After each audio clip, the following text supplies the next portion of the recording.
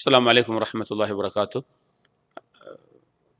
அல்ஹம்துலில்லாஹ் வஸ்ஸலாத்து வஸ்ஸலாமு அலா ரசூலில்லாஹ். அம்மா பாத். நோன்புடைய சட்டத்திட்டங்களில் அடுத்ததாக, ஒருவர் குளிப்பு கடமையுடன் இருக்கக்கூடியவர் சஹர் உணவை உண்டு நோன்புடைய நியத்தை அவர் செய்யலாமா, நிறைவேற்றலாமா, இல்லை கட்டாயம் குளித்து கொண்டு தான் அவர் நோன்புடைய நியத்தை வைக்க வேண்டுமா, அந்த எண்ணத்தை உருவாக்க வேண்டுமா அப்படிங்கிற ஒரு சந்தேகங்களுக்கான விடையாக இந்த சட்டத்தை நாம் அமைத்துக் கொள்வோம்.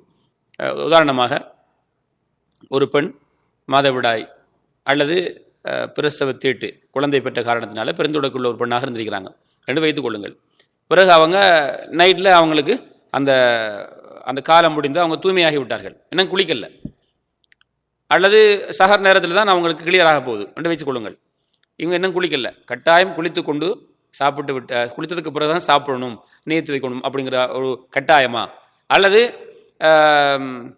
கணவன் மனைவி சேர்ந்துட்டாங்க அல்லது ஸ்கலிதமாகிவிட்டது, இவர்கள் கட்டாயம் குளித்து கொண்டு தான் சஹர் உணவை உண்டு நியத்து வைக்கணுமா, இல்லை ஃபஜ்ருடைய அதான் சொன்னதுக்கு பிறகு அவங்க குளிச்சால் போதுமா அப்படிங்கிற ஒரு சந்தேகங்கள் மக்களிடத்தில் வரலாம். நீங்கள் அப்படி ஏதாவது ஒரு நிலை உங்களுக்கு ஏற்பட்டால், குளிப்பு கடமையான நிலைமை, நீங்கள் ஃபஜ்ருடைய அதானுக்கு பிறகு குளித்து கொண்டாலும் உங்களுடைய நோன்பில் எந்த பிரச்சனையும் இல்லை. ரசூலுல்லாஹி ஸல்லல்லாஹு அலைஹி வஸல்லம் அவருடைய செய்தியை பற்றி 2 மனைவிமார்கள் சொல்றாங்க. ஆயிஷா ரலியல்லாஹு அன்ஹா அவர்களும் உம்மு சலமா ரலியல்லாஹு அன்ஹா அவர்களும் ரசூலுல்லாஹி ஸல்லல்லாஹு அலைஹி வஸல்லம் அவர்களுக்கு ஃபஜ்ருடைய நேரம் வரும்போது அவர்கள் குளிப்பு ஜுனுபுள்ளவர்களாக இருப்பாங்க. அதாவது அந்த ஹதீஸில் வருகிறது, தன்னுடைய மனைவிமாருடன் உறவு கொண்டதின் காரணமாக, அதை ஸ்கலிதமாக மாட்டார் ஸல்லல்லாஹு அலைஹி வஸல்லம் அவர்களுக்கு. தவறான கனவுகள் அவர்களுக்கு ஸ்கலிதமாகாது. அவர்கள் தன்னுடைய மனைவிமார்கள் மூலமாக குளிப்பு கடமை உள்ளவர்களாக இருந்தார்கள். அவங்களுக்கு சுபஹுடைய அதான் சொல்லும்போது இன்னும் அவங்க குளிக்கல.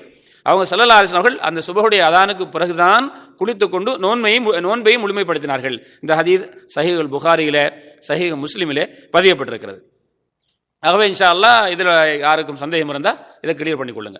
அடுத்ததாக, ஒரு மனிதர் பகல் நேரத்தில் அவர் தன்னுடைய முயற்சி இல்லாமல் அதாவது மனைவியோடு சேர்வது அல்லது அந்த மாதிரியான அந்த பாலியல் உணர்வுகளை தூண்டக்கூடிய செயல்களில் ஈடுபடுறது, மனைவியை கட்டி அணைக்கிறது, முத்தமிடுவது, அல்லது தானாக தன்னுடைய ஆசைகள் நிறைவேற்றிக் கொள்ளக்கூடிய முறைகள் இல்லாமல் அவருக்கு தூக்கத்தில் என்ன செய்கிறது, ஸ்கலிதமாகிறது. அவர் நோன்பாளி.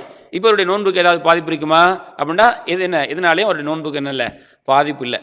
அதாவது அவருடைய முயற்சி இல்லாமல் தூங்கி கொண்டிருக்கும் போது அவருக்கு என்ன செய்யுது, எந்த நிலைமை ஏற்படுகிறது, அல்லது அவருடைய எதுவிதமான அந்த எண்ணமும் இல்லாமல் முயற்சியும் இல்லாமல் அவருக்கு ஸ்கலிதமாகிறது என்றால் அவருக்கு என்ன, இன்ஷா அல்லாஹ் அவருடைய நோன்பில் எந்த குறைபாடும் இல்லை, அவருடைய நோன்பை அவர் கண்டினியூ பண்ணலாம். இன்ஷா அல்லாஹ் நோன்பை முறிக்கக்கூடிய அந்த காரியங்களை சொல்லும்போது தானாக ஒரு முயற்சி செய்து அப்படி அவருக்கு குளிப்பு கடமையாயினால் அதனுடைய நிலைப்பாடு என்ன என்பதை நாம் அடுத்து அதில் பேசுவோம். இப்போது நாம் சொல்லக்கூடிய செய்தி என்னவென்றால், நோன்பு ஃபஜ்ருடைய அதானுக்கு முதல்ல அவருக்கு குளிப்பு கடமையாக இருந்தால் அதானுக்கு பிறகு அவர் குளித்து அந்த நோன்பை கண்டினியூ பண்ணலாம்.